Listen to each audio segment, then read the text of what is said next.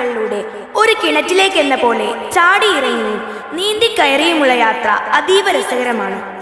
Space സ്റ്റേഷനിലെ കൗതുകങ്ങൾ Sunitha Williams പങ്കുവയ്ക്കുന്നു.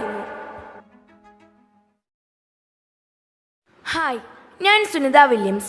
ഭൂമിയെ ചുറ്റുന്ന ബഹിരാകാശ നിലയത്തിനും അതിനുള്ളിലെ സഞ്ചാരികൾക്കും ഭാരമില്ലായ്മ അനുഭവപ്പെടുന്ന കാര്യം നിങ്ങൾക്കറിയാമല്ലോ. അതിനാൽ ഇതിനുള്ളിലെ എൻ്റെ ജീവിതം അതീവ രസകരമാണ്. എവിടെയും ചവിട്ടി നിൽക്കുന്നില്ല, എപ്പോഴും ഒഴുകി നടക്കുകയാണ്.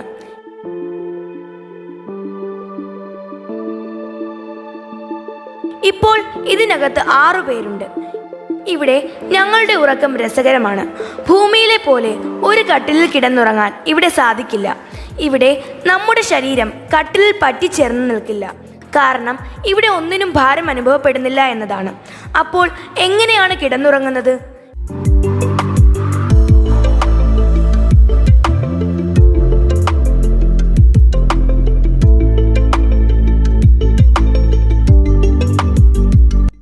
ഇതാ, ഇവിടെ ഒരു സ്ലീപ്പിംഗ് ബാഗ് ഉണ്ട്. ഇതിനുള്ളിൽ കയറി കിടന്നാണ് ഉറങ്ങുന്നത്.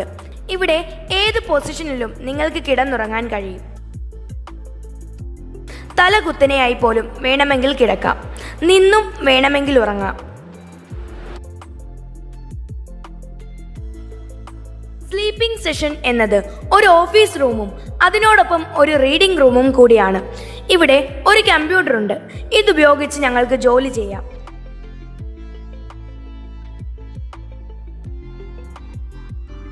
ഇവിടെ 4 സ്ലീപ്പിംഗ് സ്റ്റേഷനുകളാണുള്ളത്.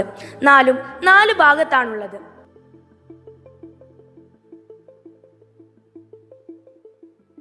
ഒരു വൃത്തത്തിന്റെ പരിധിയിൽ എന്ന പോലെ സീലിംഗിലും തറയിലും വശങ്ങളിലും ഇവ ക്രമീകരിച്ചിരിക്കുന്നു.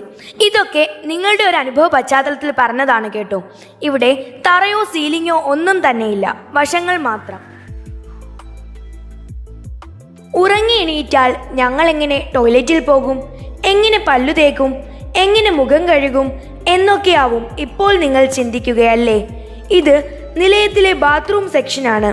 ഇവിടെ ബ്രഷും പേസ്റ്റും ചീപ്പും ഒക്കെ ഉണ്ട്.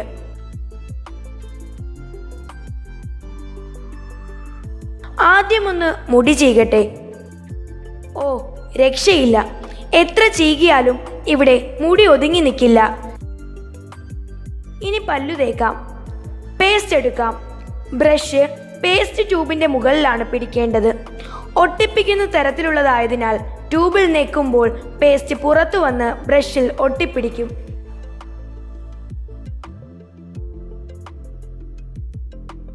ട്യൂബിലുള്ള വെള്ളത്തെ ഇതുപോലെ നെക്കി ബ്രഷിലെത്തിക്കണം.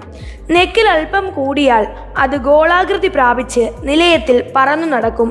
അപ്പോൾ അതിതുപോലെ വെട്ടി വിഴുങ്ങാം. പല്ലു തേച്ച ശേഷം പേസ്റ്റ് എന്തു ചെയ്യും? തുപ്പിക്കളഞ്ഞാൽ അത് പറന്നു നടക്കും.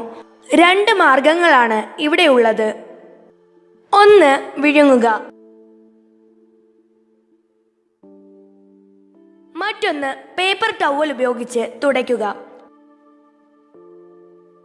വരൂ, ഇനി നിങ്ങളെ ഇവിടുത്തെ ടോയ്ലറ്റ് കാണിക്കാം. ഇവിടെ നമുക്ക് 2 കാര്യങ്ങൾ ചെയ്യാം. അവയിൽ നമ്പർ 2 ചെയ്യുന്നത് ഇവിടെയാണ്.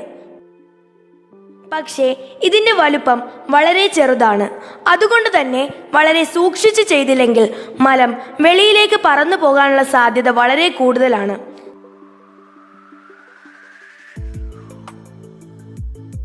ഇത് നമ്പർ 1 ചെയ്യാനുള്ള ഉപകരണം.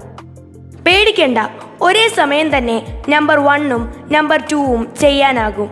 2ലും വിസർജ്യത്തെ അവയോട് ചേർന്ന പൈപ്പ് ഒരു വാക്വം ക്ലീനർ പോലെ വലിച്ചെടുക്കും. ഈ വശത്ത് കാണുന്നത് ടോയ്ലറ്റ് പേപ്പറുകളാണ്.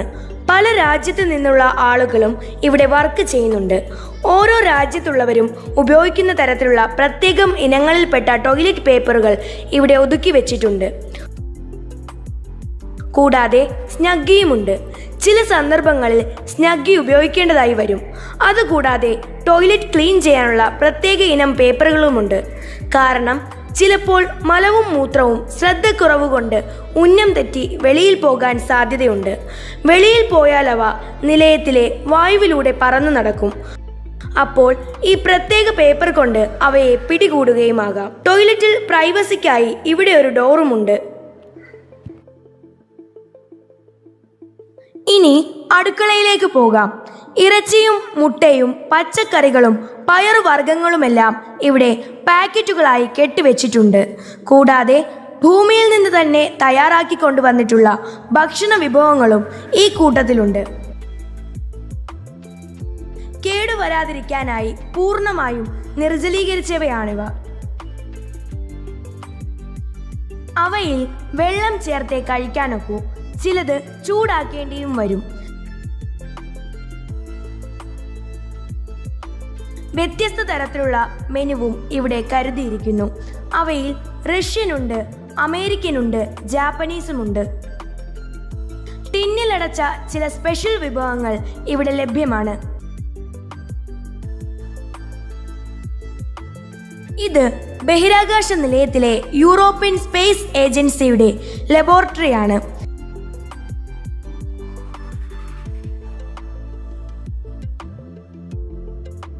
ഇതുവഴി നമുക്ക് അമേരിക്കൻ ലബോറട്ടറിയിലേക്ക് പോകാം. ഇതാണ് അമേരിക്കയുടെ ലബോറട്ടറി. ഒപ്പം ഇത് എക്സസൈസ് ചെയ്യുന്ന റൂം കൂടിയാണ്. ഇവിടെ ഞങ്ങൾക്ക് വ്യായാമം ചെയ്യാം. വ്യായാമം ചെയ്യണമെന്നല്ല, നിർബന്ധമായും ചെയ്തിരിക്കണം എന്നതാണ് ശരി. അല്ലെങ്കിൽ ഭാരമില്ലാത്ത അവസ്ഥയിൽ അസ്ഥികളുടെയും മസിലുകളുടെയും ബലം ക്രമേണ കുറഞ്ഞു വരും. അത് നിലനിർത്താൻ ഇവിടെ വിവിധയിനം വ്യായാമങ്ങൾ നിർബന്ധമാണ്. ഇത് എക്സസൈസ് ചെയ്യാൻ ഉപയോഗിക്കുന്ന ഒരു പ്രത്യേക തരം സൈക്കിളാണ്. ഇതിൻ്റെ പെഡലിൽ ചവിട്ടി എക്സസൈസ് ചെയ്ത് നമുക്ക് മസിൽ പവർ നിലനിർത്താം. എന്നാൽ ഇതിൽ ഇരിക്കാനുള്ള സീറ്റില്ല.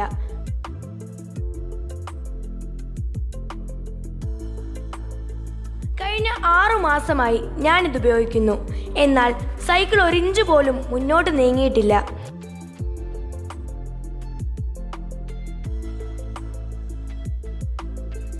ഈ കാണുന്നവ സ്പേസ് സ്യൂട്ടുകളാണ്. ഇത് ധരിച്ചാണ് ഞങ്ങൾ നിലയത്തിന് പുറത്തിറങ്ങി സ്പേസ് വാക്ക് നടത്തുന്നത്.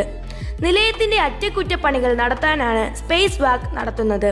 സ്പേസ് സ്റ്റേഷന് പുറത്ത് ബഹിരാകാശം നല്ല ചൂടുള്ളതാകാം, നല്ല തണുപ്പുള്ളതാകാം. ഒപ്പം വായുവില്ല. അതിനാൽ വായു മലിനീകരണവുമില്ല.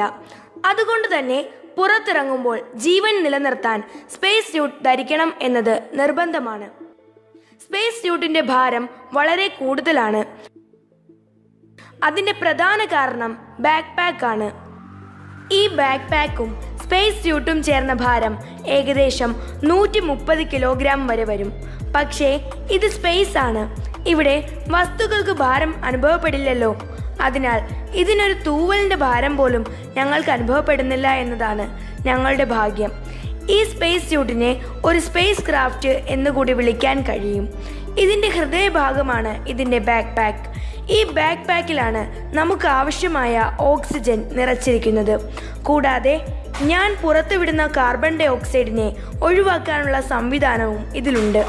കൂടാതെ നമ്മുടെ ശരീരത്തിലെ താപനില പിടിച്ചു നിർത്താനുള്ള കൂളിംഗ് സംവിധാനവും ഹീറ്റിംഗ് സംവിധാനവും ഇതിലുണ്ട്. ഇവയ്ക്കൊക്കെ പുറമെ ഇതിനുള്ളിൽ ഒരു മിനി കമ്പ്യൂട്ടറുമുണ്ട്. ഈ കാണുന്നതാണ് സ്പേസ് സ്യൂട്ടിൻ്റെ ഹെൽമെറ്റ്. ഞങ്ങളുടെ തല ഇതിനുള്ളിൽ സുരക്ഷിതമായിരിക്കും. ഭൂമിയിൽ നാം ധരിക്കാറുള്ള ഇരുചക്ര വാഹനങ്ങളുടെ ഹെൽമെറ്റ് പോലെ തല തിരിക്കുമ്പോൾ ഒപ്പം ഈ ഹെൽമെറ്റും കൂടെ തിരിയില്ല. കാരണം അത് സ്പേസ് സ്യൂട്ടിൽ ഫിക്സ് ചെയ്തിരിക്കുകയാണ്. എന്നാൽ ഹെൽമെറ്റിനുള്ളിൽ നമ്മുടെ തല എങ്ങോട്ട് വേണമെങ്കിലും സ്വതന്ത്രമായി തിരിക്കാം. ഇതിനുള്ളിൽ ഒരു സൺ ഗ്ലാസ് ഉണ്ട്. വെളിയിലിറങ്ങിയാൽ സൂര്യപ്രകാശം ഭൂമിയിലുള്ളതിനേക്കാൾ അതിതീവ്രമാണ്. അതിനാൽ നമുക്ക് എങ്ങോട്ടും നോക്കാൻ കഴിയാതെ വരും. ഈ പ്രശ്നം പരിഹരിക്കാനാണ് ഇതിൽ സൺ ഗ്ലാസ് വെച്ചിരിക്കുന്നത്. ഈ കാണുന്നതാണ് സ്പേസിലേക്കുള്ള കവാടം. സ്പേസ് സ്യൂട്ട് ധരിച്ച് ഇതുവഴിയാണ് ഞങ്ങൾ ബഹിരാകാശത്തേക്ക് ഇറങ്ങുന്നത്. ഇനി ഞാൻ നിങ്ങളെ കൊണ്ടുപോകുന്നത് എനിക്ക് ഏറ്റവും ഇഷ്ടമുള്ള സ്ഥലത്തേക്കാണ്. കൂപ്പൂള എന്നാണ് ഈ സ്ഥലത്തിൻ്റെ പേര്. ഇവിടെ നിന്ന് നോക്കിയാൽ എനിക്ക് എൻ്റെ വീട് കാണാം. അതായത് നമ്മുടെ ഭൂമി. ബഹിരാകാശത്തുള്ള ഭൂമിയുടെ ദൃശ്യം നമുക്കിവിടെ നിന്ന് കാണാം. ഒഴിവ് സമയം ഞങ്ങൾ പ്രധാനമായും ചിലവഴിക്കുന്നത് ഇവിടെയാണ്. ഇവിടെ നിന്നാൽ നമ്മുടെ ഭൂമി എങ്ങനെയായിരിക്കുമെന്ന് നോക്കാം. നമ്മൾ കൂപ്പൂളയിൽ എത്തിയിരിക്കുന്നത് ശരിയായ സമയത്തല്ല. ഇപ്പോൾ ഭൂമിക്ക് മുകളിൽ മേഘങ്ങൾ നിറഞ്ഞിരിക്കുകയാണ്. ഭൂമിയിൽ നാം നമ്മുടെ മുകളിലാണ് മേഘങ്ങളെ കാണാറ്. ഇവിടെ നിൽക്കുമ്പോൾ നമ്മുടെ പാദങ്ങൾക്ക് താഴെയാണ് മേഘം. മേഘങ്ങൾ ഉണ്ടെങ്കിൽ പോലും എനിക്ക് പരിചയം കൊണ്ട് ഈ സ്ഥലം കൃത്യമായി മനസ്സിലാക്കും. ഇത് ആഫ്രിക്കയാണ്.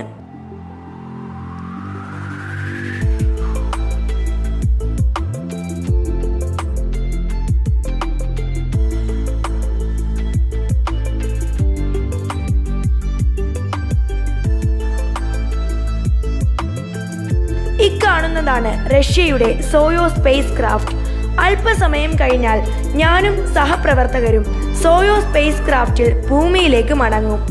ഇത് സ്പേസ് സ്റ്റേഷനിലെ മറ്റൊരു എക്സസൈസ് സ്റ്റേഷനാണ്. ഇവിടെ ഉള്ളത് എയറിൻ എന്ന വ്യായാമത്തിനുള്ള ഉപകരണമാണ്. നിലയത്തിലെത്തിയ ശേഷം എന്തെങ്കിലും ഒരു ഭാരം അനുഭവപ്പെടണമെങ്കിൽ ഈ ഉപകരണം ഉപയോഗിക്കണം.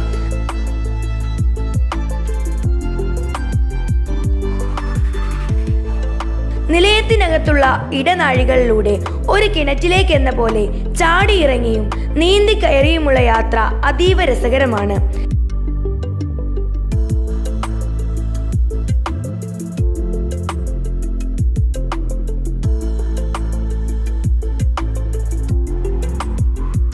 ഇത്രയും നേരം നാം കണ്ടത് അമേരിക്കയുടെ സെഗ്മെന്റ് ആണ്.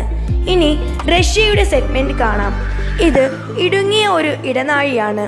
1998 ഈ മൊഡ്യൂൾ സ്ഥാപിച്ചത്. സ്പേസ് സ്റ്റേഷന്റെ ആദ്യത്തെ സെഗ്മെന്റും ഇത് തന്നെ. ഇതിനു ശേഷമാണ് സെഗ്മെന്റുകളെല്ലാം കൂട്ടിച്ചേർത്തത്.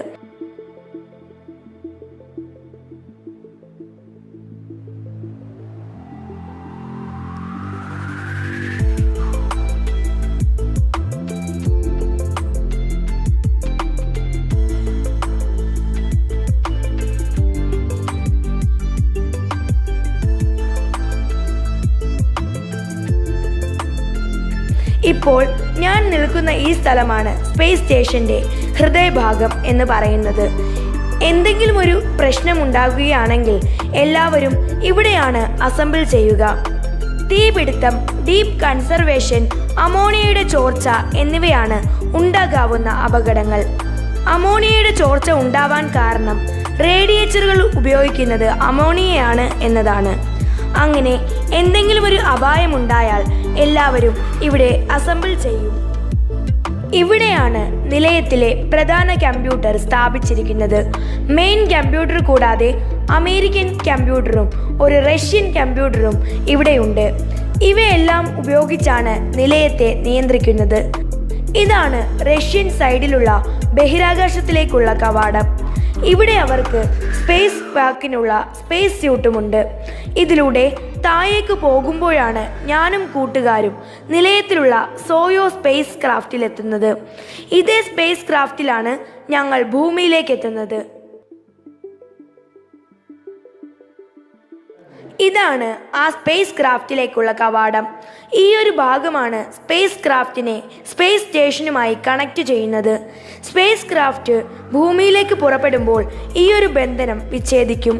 ഒപ്പം ഈ ഡോർ കൊണ്ട് ഈ ഭാഗം വായനിബന്ധമായി അടയ്ക്കപ്പെടും.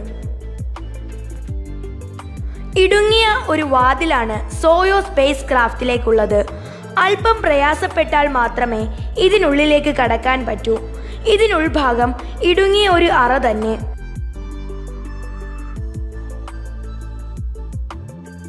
ഇത്രയും ഇടുങ്ങിയതാണ് ഇതിൻ്റെ സീറ്റ്. ഈ ഇടുങ്ങിയ സീറ്റിലിരുന്നാണ് ഞാനും കൂട്ടുകാരും ഭൂമിയിലേക്കും തിരിച്ചും സഞ്ചരിക്കുന്നത്. സീറ്റിന് മുകളിൽ കാണുന്നത് കൺട്രോൾ പാനലാണ്. അതുപയോഗിച്ചാണ് ഈ പേടകത്തെ ഞങ്ങൾ നിയന്ത്രിക്കുന്നത്. ഭൂമിയുമായി വാർത്താവിനിമയം നടത്താനുള്ള സംവിധാനവും ഇതിനുണ്ട്. ഞാനിരിക്കുന്ന സീറ്റിന് തൊട്ടു പിറകിലായി സീറ്റിനോട് ചേർന്നിരിക്കുന്നത് പാരച്യൂട്ടാണ്. എമർജൻസി ഘട്ടങ്ങളിൽ ഉപയോഗിക്കാനുള്ളതാണിത്. അന്താരാഷ്ട്ര ബഹിരാകാശ നിലയം അത്ഭുതങ്ങളുടെ ലോകമാണ്. കൂടുതൽ വിശേഷങ്ങൾ ഞാൻ ഭൂമിയിൽ തിരിച്ചെത്തിയിട്ട് പറയാം.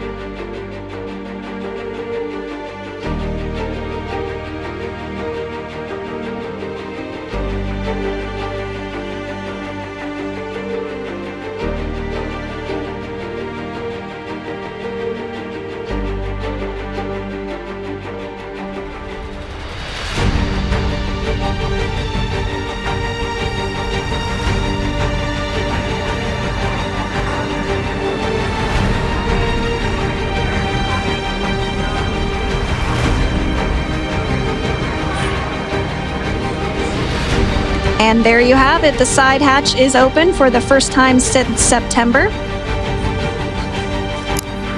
And there we do see Crew 9, some happy waves, smiles all around back on Earth. Oh, looks like we're getting our next crew member here.